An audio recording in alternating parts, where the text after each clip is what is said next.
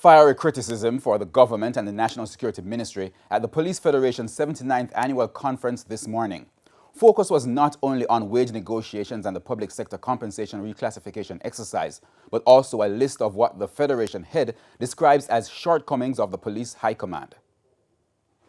As expected, wage and compensation for rank-and-file members of the Jamaica Constabulary Force was the underlying issue at the Police Federation's 79th annual conference on Tuesday. Federation Chairman Corporal ROHAN James was in a no-nonsense mood. Our tagline is that we are a force for good. But yet still, the welfare and well-being of the membership is at priority number 4. It now go work.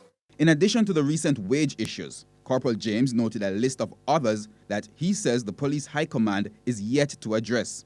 Among them, what he described as a questionable approach to appointing young officers with limited qualifications and experience while dismissing older members.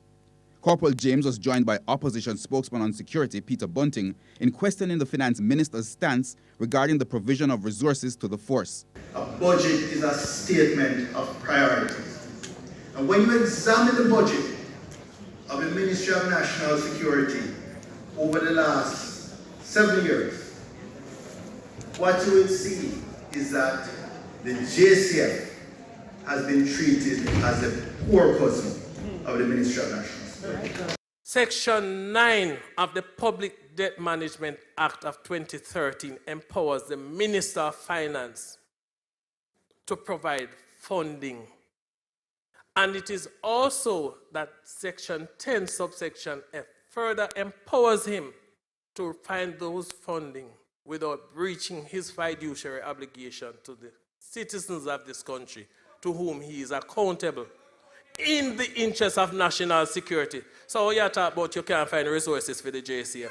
Other issues include what he says is an attempt to militarize the Jamaica Constabulary Force, sidestepping the Federation's efforts to make representation on behalf of its members, and the discontinuation of graduation ceremonies for graduating officers.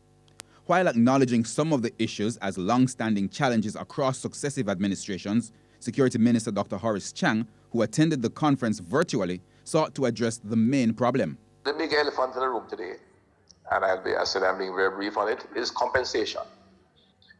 And I think there are a number of principles we kind of agree on, and when you agree on principles, we can then negotiate numbers.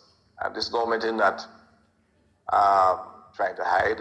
The Minister of Finance may have a style which is not as, how would I say, engaging as others, but what he's seeking to do is a revolutionary step in terms of how government approaches compensation. Minister, I'm putting you on notice that we are not happy with leadership and we are not happy with where we are. We are very much bitter.